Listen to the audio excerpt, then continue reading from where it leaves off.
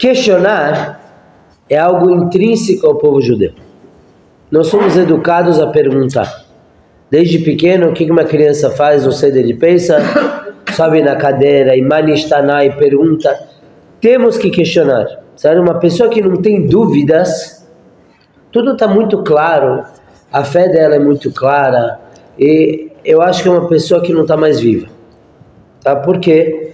Porque é normal a gente encontrar coisas com as quais não concordemos, ou coisas que à primeira vista parece estranho, a gente sabe que tem muito mais por trás, então a gente vai e pergunta. A dúvida é que tipo de pergunta a gente pode fazer.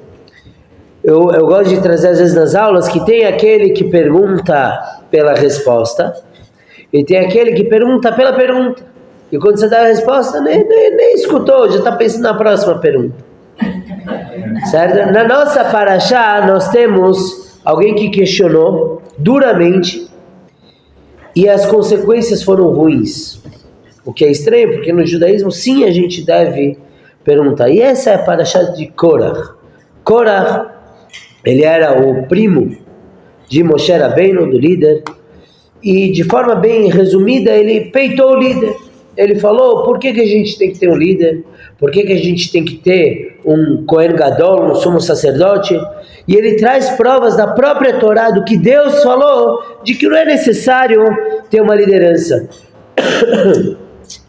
O Midrash conta como que ele argumentava. Ele era um exímio diplomata, ele sabia falar, ele sabia discutir. Então o que ele fez, por exemplo, ele vestiu todo o bando dele, ele convenceu mais de 250 pessoas a se juntar a ele. Era um partido relativamente importante, era a verdadeira oposição.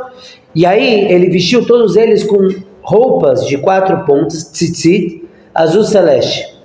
A mitzvah do tzitzit é que um dos fiozinhos seja azul celeste. Hoje em dia não temos, porque não temos certeza de onde extrair a tinta, o sangue correto, de qual peixe, qual é um crustáceo, na verdade, de qual é o correto extrair, então a gente não usa essa cor.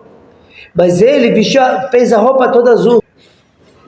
Muito bem, então ele vestiu eles com essas roupas, esses uniformes azul celeste, e veio perguntar para Moshe, será que se a roupa toda é azul, precisa ter um fiozinho azul também? E Moshe respondeu, de acordo com a lei, que sim, tem que ter esse fio. Aí eles começaram a zombar do Moshe. Poxa, a roupa já é toda azul, precisa mais de um fiozinho, uma coisinha? Mesma coisa, uma casa cheia de rolos de Torá. Precisa ter uma mezuzá na porta? Vocês sabem o que tem escrito na mezuzá? Pergaminho com a paraxá Shema e Verhayá, a segunda do Shema. Só isso, que também está na Torá.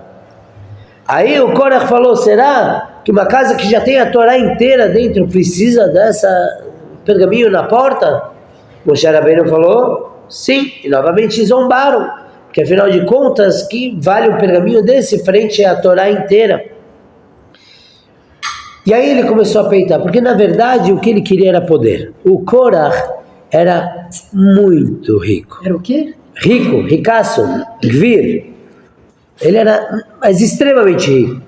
Só para vocês terem ideia, o Korach saiu do Egito com 300 mulas carregadas. De quê? Ouro. Não. Não. O Korach, eu faço essa pergunta de propósito, tá? Lembram quando José, vice-rei do Egito, conseguiu vender comida para o mundo todo? O ouro de quase todo mundo foi parar no Egito. De centeios. Hã? De 100 centeios. Ele vendeu comida, grãos e conseguiu dinheiro. O Korach conseguiu, algumas gerações depois, ele se meteu no governo, ele tinha a ver com o governo do faraó. Então ele conseguiu as chaves dos cofres. Então ele saiu com 300 mulas carregadas de chaves. Você tem ideia quanto ouro tinha em cada cofre? Uma chave por cofre. E o Midrash vai mais além. Do que eram essas chaves? Não eram de metal. Porque chave de metal pesa muito. Eram chaves de couro. couro. Então, 300 mulas carregadas, cheias de chaves, que cada chave era muito ouro. Quão rico era o Korah? Ele era talvez o mais rico do povo. Ele deixou tudo no Egito, talvez ele voltaria depois para pegar. E aí o poder subiu a cabeça. Ele falou, eu sou tão rico e eu sou desprezado. Por que ele é desprezado? Porque Moshe é o líder. Tá bom, alguém tem que ser o líder. O irmão do Moshe é o nepotismo, o irmão do Moshe é o sumo sacerdote, por ordem divina, mas ele não queria acreditar nisso. E mais ainda, Lechaim, a tribo de Levi era subdividida em 3 tribos menores. E o líder da tribo do Korah era um primo menor dele também. Então ele falou, pelo menos deixa eu ser chefe de uma subtribo. Nem isso ele era. Então ele ficou muito chateado. A esposa dele também era uma cabeça dura. Ela provocou ele. Tem um período que a gente lê na Torá que a santificação dos levitas foi como que eles tinham que fazer um ritual. Nesse ritual era cortar todo o pelo do corpo. Todo. E aí o Korah, depois do ritual, chegou em casa. A esposa falou, oi, vem, o que aconteceu com você? Todo pelado, de pelo, nada. Falou, a nossa santificação foi assim. Falou, não é possível, com certeza Moshe fez isso para te ridicularizar. Aí o Korah falou, não, porque o próprio Moshe também fez isso, ele também era Levi. Aí a esposa do Korah, uma víbora, falou, não, Moshe está disposto a cortar todo o pelo do corpo dele para você se ridicularizar. Vocês veem? Tem um outro indivíduo nessa paraxá que a esposa salva ele. Eu não ia tocar nisso, mas como os olhos estão brilhando, eu vou contar. Tinha um dos participantes da rebelião do Korah, chamava On Ben Pelet. E a gente lê que ele era uma pessoa importante. A Torá menciona ele, mais outros 2, Korah e ninguém mais. Fala que tem 250 outros. Quando eles são penalizados no final dessa história, contamos mais para frente, o nome do On não aparece lá. Por quê?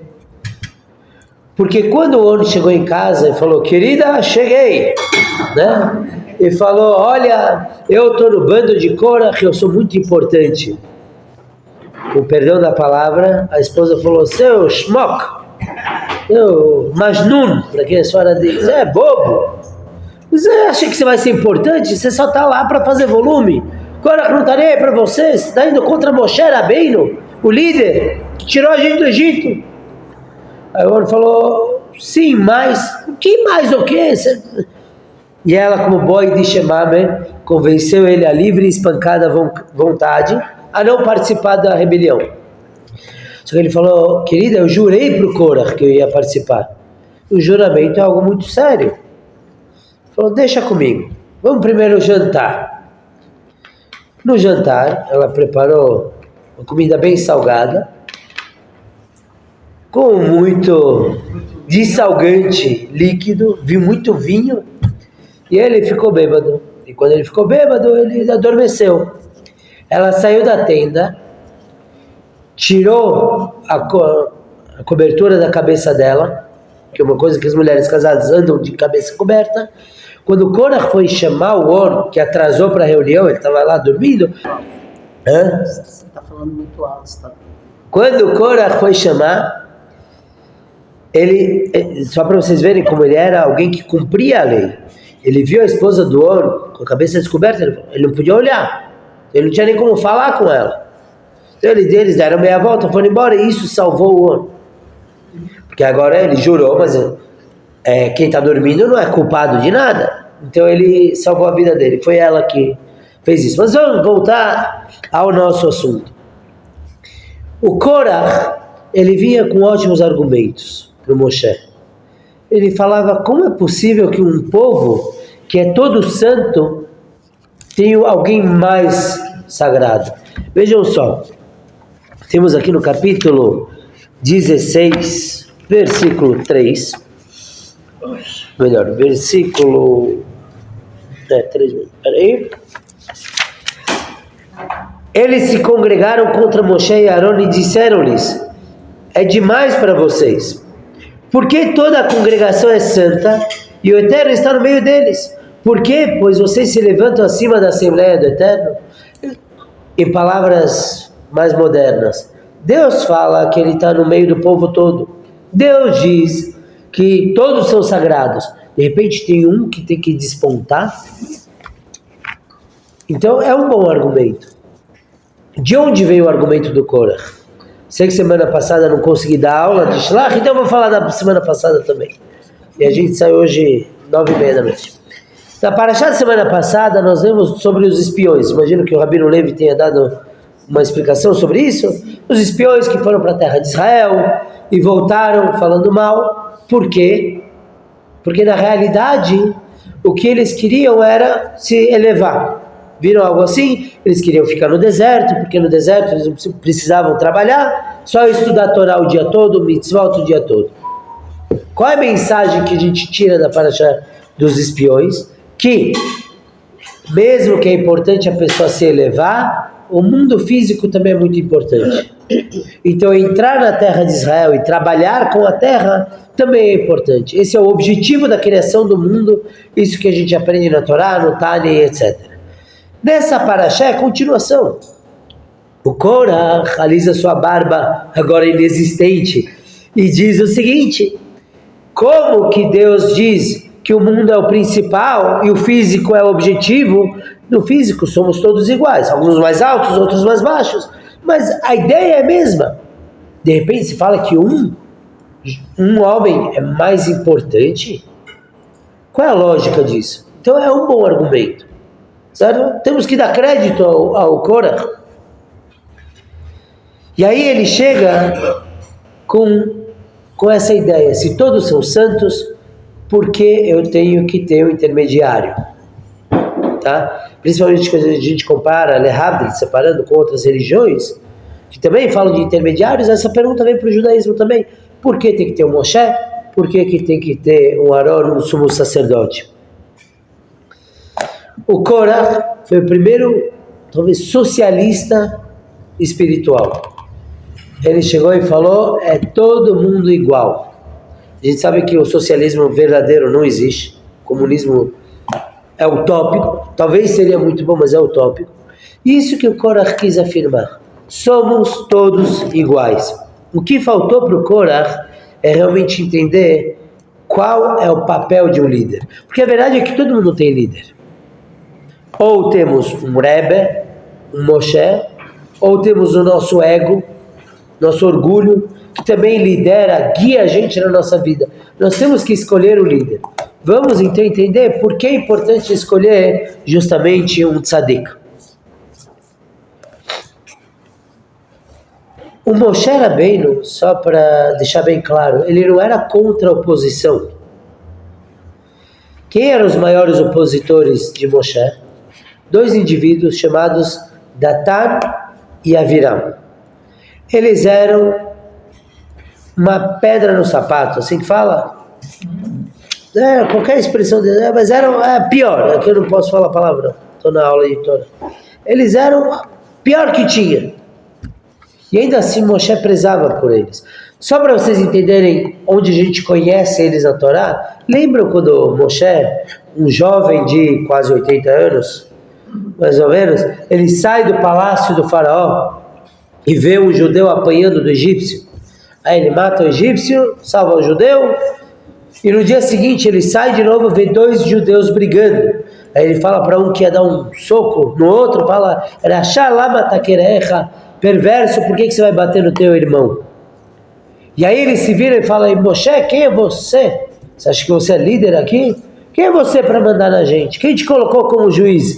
Eles vão lá e delatam que Moshe matou o egípcio no dia anterior. Quem eram esses dois? Datan e Aviram. Toda a rebeldia tinha a mão deles. Toda. E ainda assim, na hora que eles iam ser penalizados, no final da história do Korah, Moshe tenta convencer eles a se arrependerem. Por quê? Porque Moshe não é contra a oposição. A oposição é positiva. Não importa se alguém aqui é de direita ou esquerda. Imagine um país que fosse governado eternamente pela direita ou pela esquerda, que você mais goste, seria um fracasso. Por quê? Porque por um lado você vai ter alguém que é só focado se for direita, só nos ganhos e no capitalismo e realmente pode ser que os de menos posse não sejam bem observados, e pela esquerda é exatamente o oposto. É importante ter oposição. O Datan e Aviram eram exatamente o oposto do Moshe e Aaron. Qual era a falha deles? A mesma do Korach. Datan e Aviram, eles tinham muita Avat Israel, muito amor ao próximo. Então quando eles viram Moshe, eles falaram, quem é você para se pôr acima de todo mundo? Quem é você, eles falavam para o Moshe, que tirou a gente do Egito e não levou para Israel? Eles dizem isso. Você prometeu uma terra de leite e mel e teu povo está aqui no deserto. Então isso é amor ao próximo. Mas falhando, entendeu o que é um líder. E ainda assim Moshe prezou por eles. Quando eles se recusaram de qualquer forma a conversar, aí Moshe falou, temos um problema. Como que acaba a história de Korah? Que eu fico mencionando no final, eu não falo do final. O Korah, ele é desafiado por Moshe.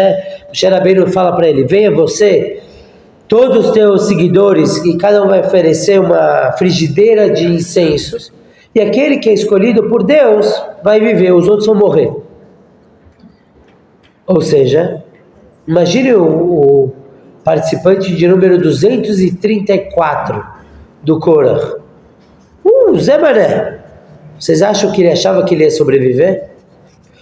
Ou o Aaron, que já é o sumo sacerdote, ou o Korah. Ainda assim eles ofereceram porque eles amavam o serviço divino. As intenções eram boas. Mas como a gente sempre fala, de boas intenções, o inferno está cheio. Então eles tinham boas intenções, e tanto que eles estavam dispostos a morrer, contanto que fizessem uma vez esse serviço. E vemos que Deus aceitou o serviço, porque logo depois de toda a punição, Moshe manda o Elazar derreter essas frigideiras e fazer com elas enfeites para o altar, porque foi algo sagrado. Pois bem, eles ofereceram incenso, as 250 pessoas que estavam com Korah morreram da mesma forma que os dois filhos de Aaron, um fogo divino queimou eles por dentro. O Korah, sua família, Datan e Aviram e suas famílias e posses, a terra abriu uma boca, eles caíram todos lá dentro. Eles estavam também no pecado de bezerro de ouro? Eles também... Não, Datan e Aviram não necessariamente. Minha mãe perguntou se eles estavam participando do bezerro de ouro também, não necessariamente, não. Senão eles teriam morrido naquela vez. O bezerro de ouro não era uma rebelião contra Moshe. Moshe nem estava. Mas era contra quem? Quê? De novo? Contra quem? Foi contra quem? Não, contra Deus, digamos. Não vamos entrar agora, que senão a gente acaba na... Sim, mas era contra Deus. Agora, então Moshe, voltando ao assunto de Moshe gostar da oposição, de repente Moshe vira para Deus e reza, olha, não aceite o sacrifício deles e que eles morram de uma morte diferente, não natural. Por que isso? Por que o líder reza pela morte deles? Que tipo de líder é esse? Porque Moshe agora, ele está entendendo uma coisa. Até agora eles eram oposição contra mim. Eles não entendiam o papel de um líder, minha pessoa. Tudo bem, não tem problema. Moshe era o mais humilde de toda a face da terra. Ele relevava isso. Quando o Datan e Aviram gritaram tão forte contra o Moshe, ele entendeu que isso não era uma coisa contra ele só. Era contra o conceito que Deus instituiu de liderança. Era algo contra Deus. Quando alguém reclama de algo, tem que observar muito bem o tom que a pessoa usa. Se é num tom tranquilo, quer dizer, tem uma reclamação, vamos resolver. Se é gritando e ofendendo, não adianta a tua solução, ele vai brigar do mesmo jeito. Então Moshe, quando ele entende que é algo contra Deus, então ele fala, Deus, não deixe que eles morram de forma natural, porque senão vai parecer que não tem nenhum problema com o que eles estão fazendo. Então que eles morram de uma forma distinta para que entender que é contra Deus e não contra um ser humano. E a mesma coisa, os espiões, quando eles voltaram da terra de Israel, eles reclamaram de uma forma muito enfática. Não era apenas um medo, era uma reclamação contra Moshe, contra Deus. Como que vocês trazem a gente até aqui? Pelo tom eles foram punidos, não pela reclamação em si. Bom, vamos lá. Vimos a pergunta do Korach e a resposta. O Korach perguntou qual é o papel de um líder. Qual a importância? Por que que a gente tem que ter um líder? Porque a gente tem que ter o quê? Líder. Para nos liderar, Precisa. Hoje em dia, para estabelecer as regras. hoje em dia ninguém gosta de comando. Ninguém gosta de nada. Ninguém gosta de nada. Alguém precisa reger a Estabelecer orquestra. as leis, as regras. Leis, regras. Para estabelecer leis e regras. Quem gosta de leis e regras? Eu não gosto. Posso repetir um monte que você me dava quando eu era pequeno. Não gostava de nenhuma. Um líder é muito mais do que colocar regras. Para colocar regras, ninguém vai apreciar. O líder, por que Hashem coloca um líder? Por que está escrito que em toda geração tem um líder? Para ser o exemplo. Para ser um exemplo também, mas não só. Porque temos o Rebbe da nossa geração. O Rebbe é um exemplo para mim? Claro. Mas nem nos meus sonhos mais ousados eu pensaria em fazer igual o Rebbe faz. O Rebbe, um líder, é muito mais do que isso. Um Kohen Gadol, um sumo sacerdote, também é muito mais do que alguém que está lá na frente. É alguém que conecta.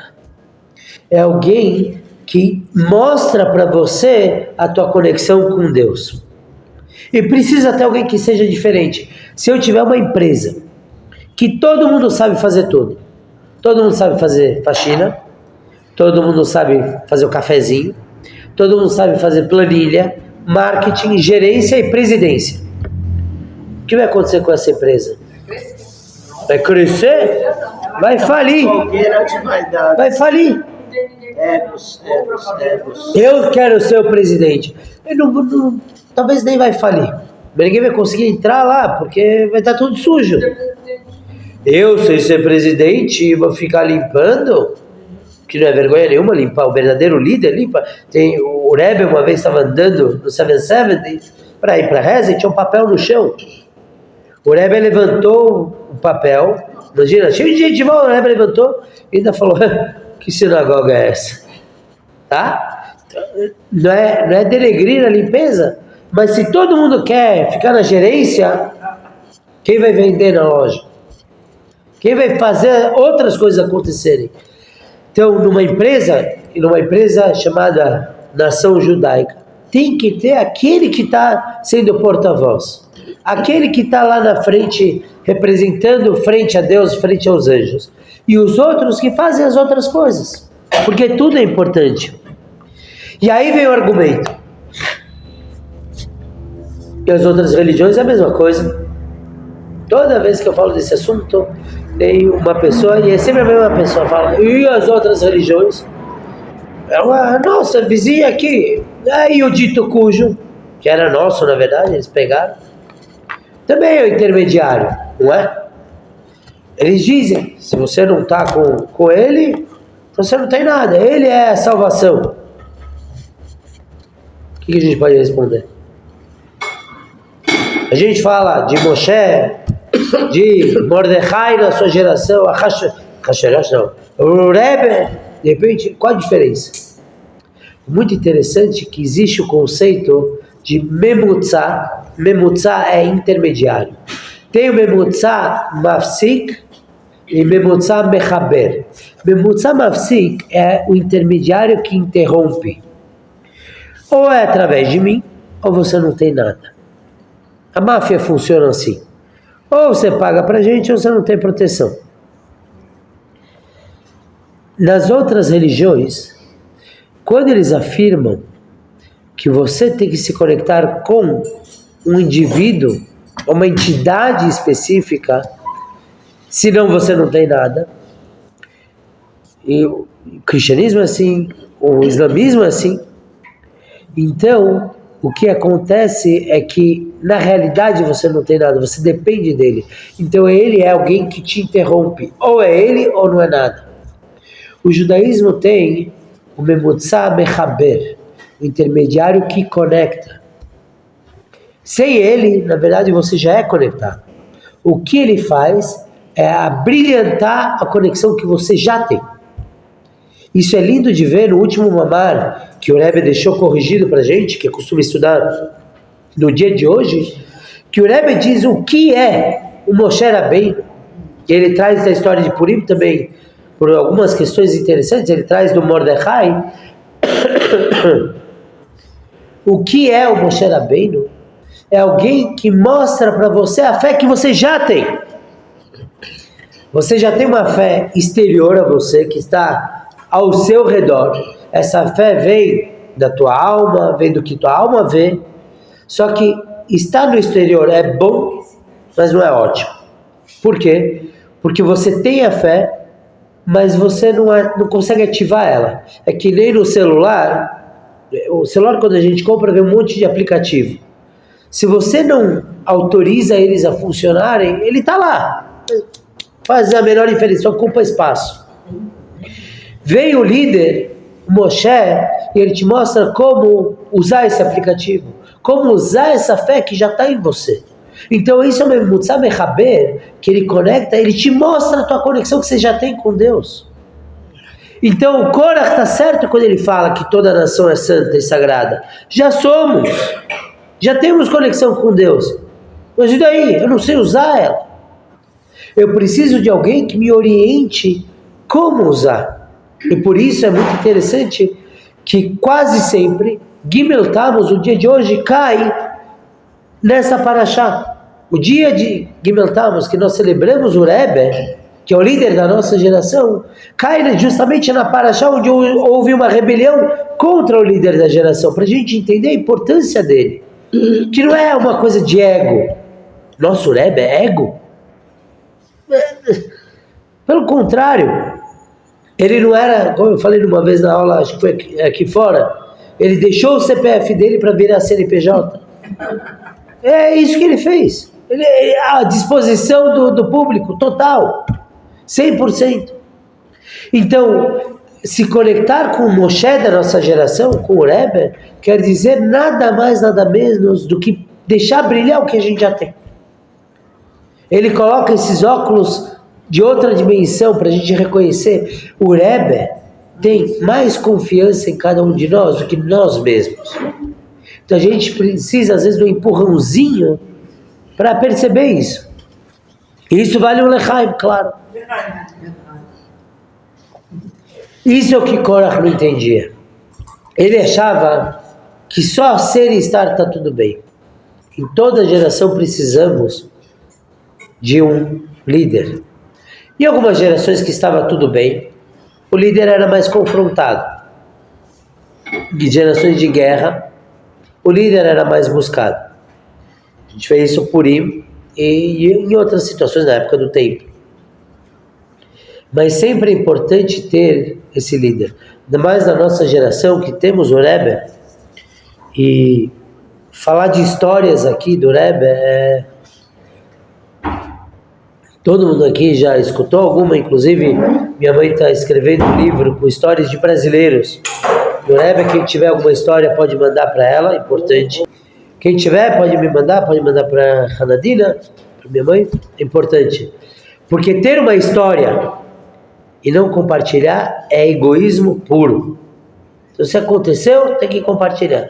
Eu sei, eu ainda preciso te mandar as minhas. Até domingo. Eu tenho uma mania de guardar histórias que eu gosto muito. Eu faço um grupo porque vocês perceberam que eu gosto de contar história.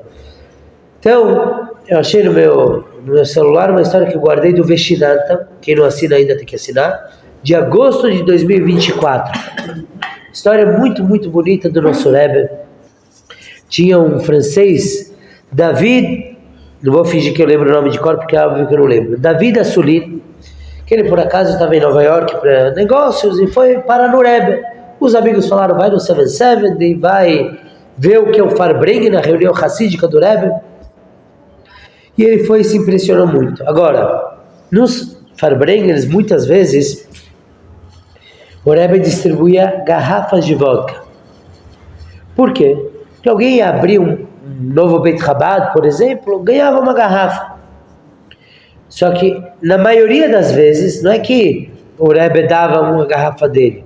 A pessoa deixava antes a garrafa lá, e do Farbrengen o Rebbe dava de volta. Por acaso, meu pai ganhou uma vez uma garrafa do Rebbe, que meu pai foi em vários lugares do Brasil e outros lugares para imprimir o Tânia, então o Rebbe deu uma garrafa dele mesmo, não era do meu pai.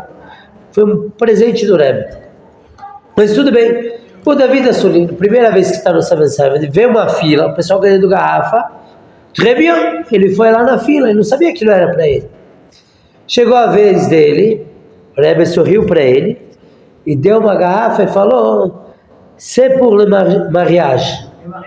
Ele falou em francês, isso é para o casamento. O Davi pegou a garrafa e saiu espantado, porque como o Rebbe sabia que ele é francês, e o Rebbe falou em francês com ele. Mas ele riu um pouquinho também, porque ele falou: o Rebbe não sabe, mas eu já estou casado há muito tempo, muitos anos. Tá bom, ele falou: bom, o Rebbe acerta umas, erra outras, né? Ele voltou para a França com a garrafa, falou para a esposa dele: olha o que aconteceu, que interessante. Eles riram do engano do Rebbe. Quando ele contou para o rabino dele, Rav Chaim Malol, dessa história, o rabino falou: isso não foi um engano. Talvez demore, mas você vai ver o que o Rebbe quis dizer. É para o casamento. Tá? Alguns meses depois, eles iam comemorar a boda de prata, 25 anos de casados. E aí eles resolveram fazer uma bela festa, com banda e tudo mais, iam fazer em casa. Mas, pela viabilidade, resolveram fazer na sinagoga. E aí justo o David viu aquela garrafa e falou: vamos usar para celebrar 25 anos. Ele levou a garrafa para a festa na sinagoga. Eles estão lá, no começo ainda, a banda começou a tocar um pouquinho. De repente o rabino vem e fala alguma coisa no ouvido do David. Xixi,